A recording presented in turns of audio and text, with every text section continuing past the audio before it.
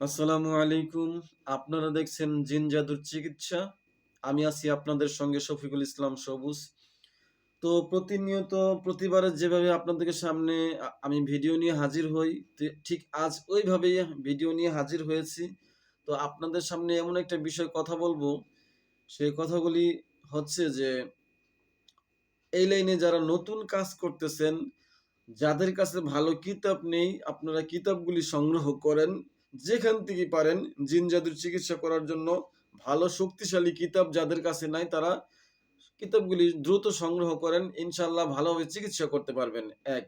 আর দ্বিতীয়ত হচ্ছে যে অনেকের কাছে কিতাব আছে, অনেকের কিতাব থেকে তদবির দেন রোগীদেরকে, কিন্তু তদবিরগুলা দেওয়ার পরে অনেক সময় রোগী উপকার পায় না, আপনার কাছে উপকৃত হয় না। আপনার যে তাবিজগুলি দেন, দিয়ে থাকেন, তাবিজগুলি হয়তো কাজ করে না। তো এরকম কেন কাজ করে না, এই বিষয়টা আমি আজকে পরিষ্কার করে আপনাদেরকে দিব। যে অনেকে আছেন যে তাবিজ কিভাবে লিখতে হয়, এই নিয়মটা অনেকের জানা নাই। হ্যাঁ, তাবিজের মধ্যে যে একটা রহমত, আল্লাহর বরকত থাকবে, সেটা কিভাবে আসবে সেটা আপনার জানা নাই।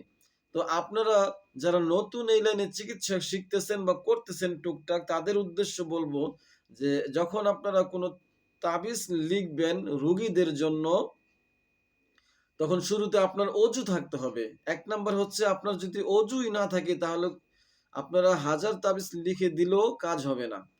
আপনাকে পবিত্রতা অর্জন করতে হবে। পবিত্রতা অর্জন করতে হলে আপনাকে অজু করতে হবে সর্বপ্রথম। তারপর আপনার পাক সাফ, মানে ভালো পরিষ্কার কাপড় আপনাকে পরিধান করতে হবে। আচ্ছা, তৃতীয়ত হচ্ছে যখন তাবিজটা লিখতে বসবেন সেই স্থানটা পরিষ্কার হতে হবে এবং আপনার গায়ে আতর মেখে নিবেন। আতর খুশবু ভালোভাবে মেখে নিয়ে সুগন্ধ ছড়িয়ে দিবেন আপনার শরীরটাকে। তারপরে আপনি যেটা করবেন, কাগজ কলম নিয়ে যখন তাবিজ লেখা শুরু করবেন, তখন আগে আপনার আল্লাহর এই গুণবাচক নামটা আপনারা ১০০ বার পড়ে নিবেন। আমি বলে দিচ্ছি, বিসমিল্লাহির রহমানির রহিম। এই গুণবাচক নামটা পড়ার আগে আরেকটু কথা বলি, সেটা হচ্ছে যে আগে আপনারা সাইয়্যিদুল ইস্তিগফার অথবা সাইয়্যিদুল ইস্তিগফার ছাড়া অন্য ইস্তিগফার যারা যেটা পারেন সেটা পড়বেন ৩ বার অথবা ৭ বার। তারপরে আপনারা দরুদ শরীফ পড়ে নিবেন ৩ বার। তারপরে আপনারা যারা ইসমে আজম পারেন, ইসমে আজম ৩ বার পাঠ করে নিবেন। তারপরে আপনারা মহান আল্লাহ তাআলার এই গুণবাচক নামটি ১০০ বার পড়বেন। যেমন ইয়া বারিউ, ইয়া বারিউ, ইয়া বারিউ, ইয়া বারিউ। আল্লাহর এই গুণবাচক নামটা ১০০ বার পড়বেন। ১০০ বার পড়ার পরে যেটা বলবেন সেটা হচ্ছে, এটা একটা কোরআনের আয়াত সম্ভবত। এই আয়াতটি আপনারা পড়বেন, বিসমিল্লাহির রহমানির রহিম। সুবহানাকা লা ইলমা লানা ইল্লা মা আল্লামতানা ইন্নাকা আনতাল আলিমুল হাকিম। আমি আবারও বলে দিচ্ছি, সুবহানাকা লা ইলমা লানা ইল্লা মা আল্লামতানা ইন্নাকা আনতাল আলিমুল হাকিম। তো এই আয়াতটি আপনারা মিনিমাম ৩ বার পড়তে পারেন অথবা ১ বারও পড়তে পারেন। ৩ বার পড়াটাই ভালো। তো এই দোয়াটা, এই আয়াতটি পড়বেন। পড়ার পরে আপনারা বিসমিল্লাহ বলে তাবিজ লেখা শুরু করবেন। ঠিক আছে? তো তাবিজ লেখা শুরু করার পরে যখন তাবিজ লেখা কমপ্লিট হয়ে যাবে, তখন আপনারা তাবিজটির যেই কাগজে লিখবেন, যেমন আমি দেখিয়ে দিচ্ছি। ধরেন এটা একটা তাবিজ লেখলেন এরকম একটা কাগজে। তো এই কাগজে লেখা কমপ্লিট হয়ে গেলে এই কাগজের মধ্যখানে একটু ভালো সুগন্ধি জাতীয় আতর একটু ছিটিয়ে দিবেন অথবা মেখে দিবেন। তারপরে তাবিজটি ভাঁজ করে ওই তাবিজের মাদুলির ভিতরে ঢুকিয়ে দিবেন। তো এই নিয়মে কাজগুলি করলে ইনশাল্লাহ আপনার তাবিজ যে কোনো উদ্দেশ্যে দেন না কেন, রুগীদের উদ্দেশ্যে দিলে সে কাজে আপনার সফলতা আসবে এবং রোগী উপকার পাবে, আপনার দ্বারা উপকৃত হবে। তো এই নিয়ম নিষ্ঠাগুলি অনেকে জানা নাই, এই জন্য হয়তো অনেকের কাজগুলি হচ্ছে না। তারপরে আরেকটা কাজ আছে, সেটা হচ্ছে যে তাবিজের একটা পাওয়ার আপনি বাড়িয়ে দিতে পারবেন। সেটা হচ্ছে যে তাবিজটা যখন আপনি মাদুলির ভিতরে ভরবেন, তখন মম লাগানোর আগে সূরা ফাতিহা, বিসমিল্লাহ বলে ফাতিহা পড়ে একটি ফু দিবেন তাবিজের মধ্যে। তারপরে এ ৩ বার সূরা ইখলাস পড়ে ফু দিতে পারেন। এরপরে আয়াতুল কুরসি পড়ে ফু দিতে পারেন। এভাবে ফু দিলে কি আপনার তাবিজটা, আমার জানা মতে, আমার এই জগতে অভিজ্ঞতা অনুযায়ী আমি বলতেছি, তাবিজটার একটা ধারণ ক্ষমতা হয়ে যায়, কাজ করার জন্য মহান আল্লাহ তাআলার ইশারায় ইনশাআল্লাহ কাজ হয়ে যাবে। তো আপনারা যদি এই নিয়ম নিষ্ঠাগুলি পালন করেন, ইনশাআল্লাহ দেখবেন যে আ দ্রুত কাজ হবে। অনেকে তাবিজ লিখেন নিয়ম জানেন না। ঠিকমতো অজু থাকে না অথবা গায়ে কোনো আতর মাখেন না অথবা যে জায়গাটা তাবিজ লেখেন যে জায়গাটা পরিষ্কার থাকে না, অপরিষ্কার থাকে। আবার যেই ঘরে আপনার লেখেন ওই ঘরে ঘরের পরিবেশটা ভালো না, দুর্গন্ধযুক্ত। তো এরকম পরিবেশ হলে তাবিজ লিখলে কোনো ফায়দা পাবেন না।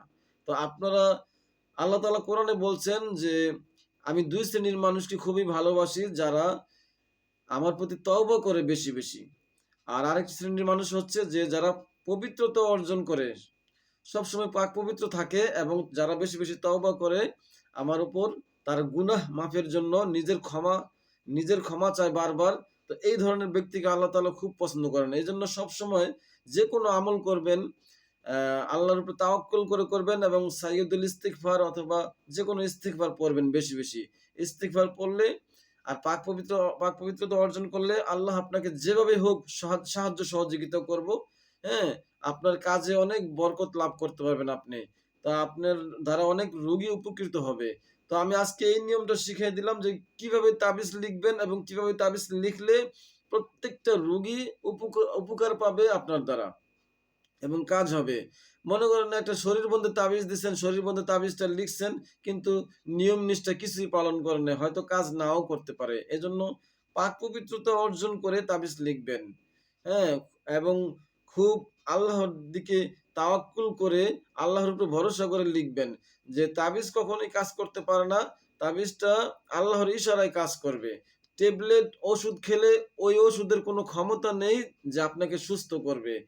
ওষুধ ওষুধের ওষুধ যখন আল্লাহর ইশারা পাবে, তখনই আপনার ওষুধটা কাজ করবে এবং আপনার শরীরে হয়তো রোগ বালা মুসিবত দূর হবে। আপনি অনেক টাকার ওষুধ খাইতেছেন কিন্তু অনেক সময় রোগী উপকার পায় না। তো এজন্য ওষুধের উপরে আপনি কখনোই ভরসা করবেন না। যে ওই ওষুধগুলি আমারে সুস্থ করবে। না, সুস্থ করার মালিক হচ্ছে আল্লাহ। এজন্য যেকোনো ওষুধ সেবন করবেন, পরা পানি সেবন করবেন, শরীরের মধ্যে তাবিজ রাখবেন। এইগুলি আপনাকে কিছুই করতে পারব না। আমি এইগুলি সাথে রেখে তাবিজ সাথে রেখে বা ওষুধ খাবেন। এই ওষুধের উপর কোনো ভরসা করবেন না। ভরসা করবেন একমাত্র আল্লাহ তাআলার উপর। বলবেন যে, "আল্লাহ এই তাবিজের উসিলায় আমাকে সুস্থ করো অথবা এই ওষুধের উসিলায় আমাকে সুস্থ করো।" তো এইভাবে আল্লাহর উপর ভরসা করলে ইনশাআল্লাহ দেখবেন খুব দ্রুত আপনারা উপকৃত হবেন। তো আজকের এই ভিডিওটা যাদের কাছে ভালো লাগছে কথাগুলি শুনে আপনারা আমার ভিডিওটি লাইক দিবেন এবং পাশে থাকা বেল আইকনটি টিক মার্ক করে দেন এবং আমার চ্যানেলটি সাবস্ক্রাইব করবেন। আর যারা ফেসবুক থেকে দেখতেছেন তারাও আমার ভিডিওটি লাইক দিবেন, কমেন্টস করবেন কি ধরনের ভিডিও চান আপনারা আমাকে জানাবেন। তো আপনাদের অনুরোধ রাখার চেষ্টা করব এবং আপনাদের অনুরোধে আমি ভিডিও বানানোর চেষ্টা করব। তো আজকে এই পর্যন্তই। সবাই ভালো থাকুন। আসসালামু আলাইকুম।